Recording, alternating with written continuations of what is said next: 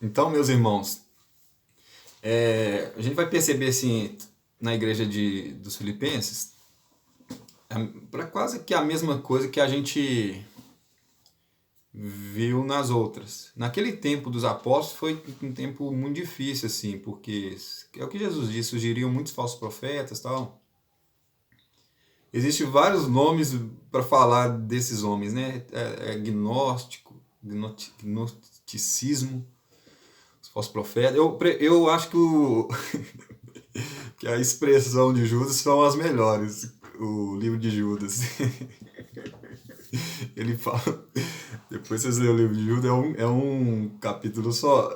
As expressões dele falando desses caras que tentam deturpar a salvação, né? A nossa salvação.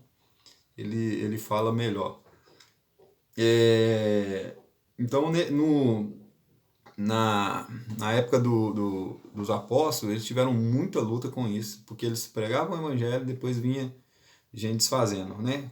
No começo da igreja foi os judeus. Os judeus iam e tumultuavam todo mundo.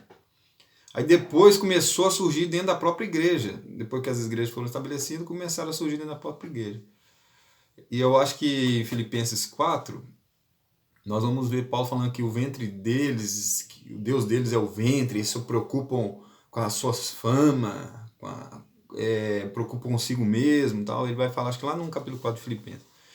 Mas agora aqui no capítulo 2 de Filipenses, nós vamos ver o maior exemplo, né? Que é o exemplo do Senhor Jesus. Mas o que me chama a atenção aqui, que a dificuldade do amor é exatamente por causa desses homens que a gente está comentando, que vieram com outro evangelho e trouxe dificuldades para as igrejas. E agora Paulo está corrigindo essa debilidade na vida dos irmãos. E é engraçado a igreja de Filipenses que ele começa assim, se há, pois, alguma exortação em Cristo, alguma consolação de amor, alguma comunhão do Espírito, se há entranhados afetos de misericórdia, compreendai minha alegria, do modo que penseis a mesma coisa, tenhais o mesmo amor, sejais unidos de alma, tendo o mesmo sentimento. O que me chama a atenção é que ele não tem certeza dessa comunhão na vida dessa igreja. Ele não tem certeza do amor na vida dessa igreja, se há. Tanto que ele falou que orava para que aumente o amor. Então você vê que há um problema. Ele falou, se há algum amor, se há comunhão no Espírito, se há entranhados a fé e a misericórdia, então se há isso, então completa minha alegria de forma que pensais a mesma coisa, sejais unidos, tendo o mesmo sentimento. Aí ele vai continuar, nada façais por partidarismo ou vanglória, mas por humildade, considerando cada um o outro superior a si mesmo. Não tenha cada um em vista o que é propriamente seu, senão também cada qual o que é do outro.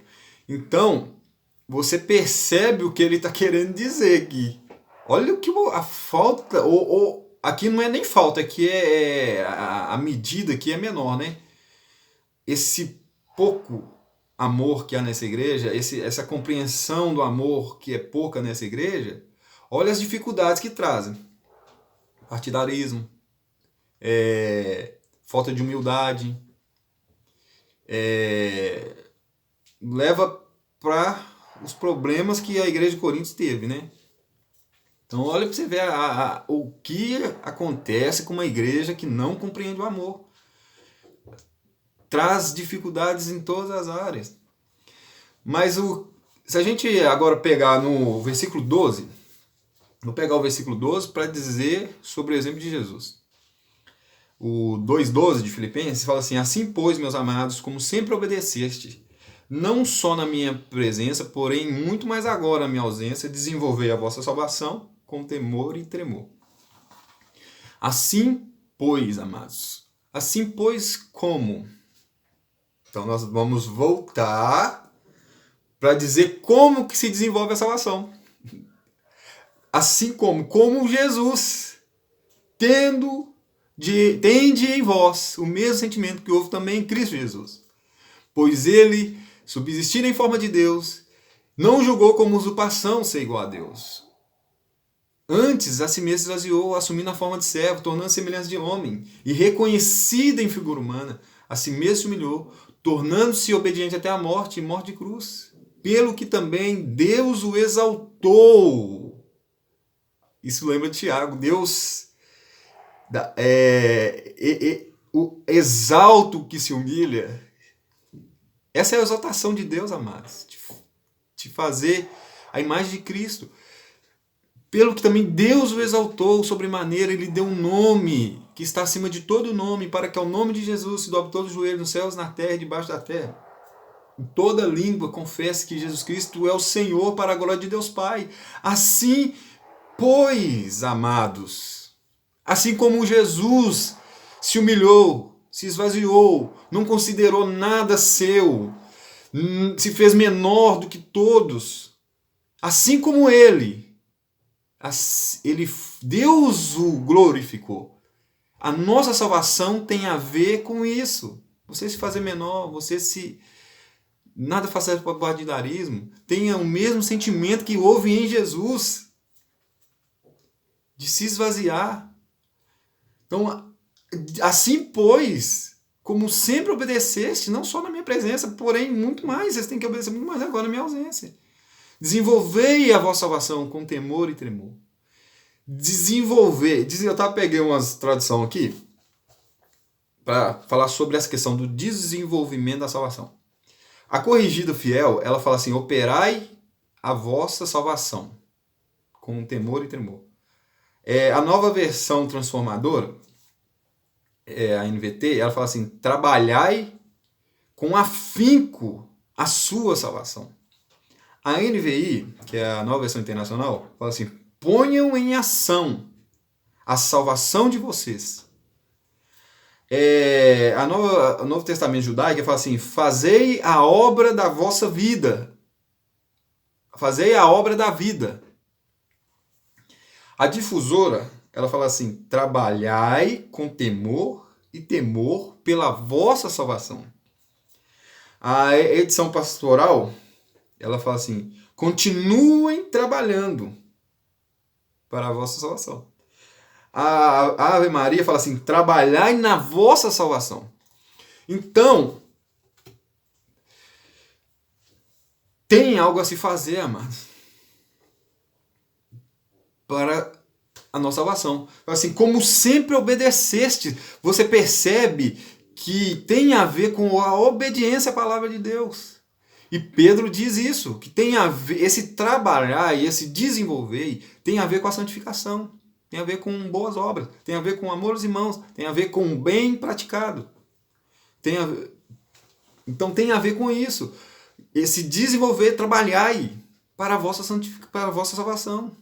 Tem a ver com santificação. Pedro fala assim, Pedro, quando ele fala na primeira carta dele sobre a salvação, que vai ser revelada no último tempo, na vinda do nosso Senhor Jesus, ele diz que...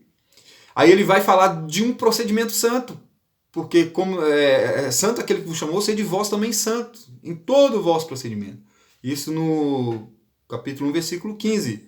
No versículo 22 do capítulo 1, ele diz assim que a nossa alma está sendo purificada pela nossa obediência à verdade. Então, você percebe que o desenvolvimento da nossa salvação, ela tem a ver com o exemplo de Jesus.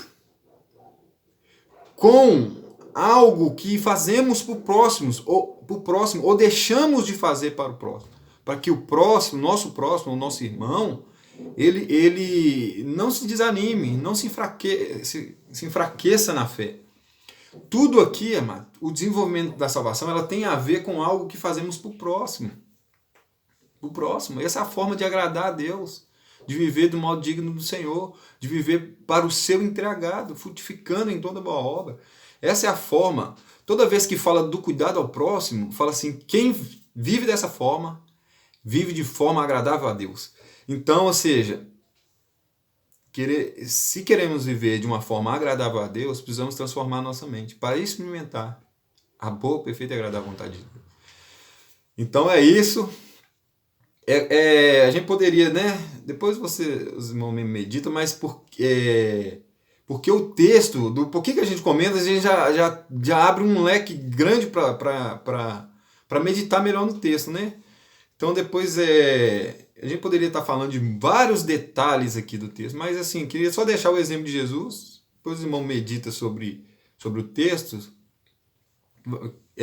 Deus, em nome de Jesus, vai estar mostrando a gente melhor, né? Então é isso aí, vamos que vamos.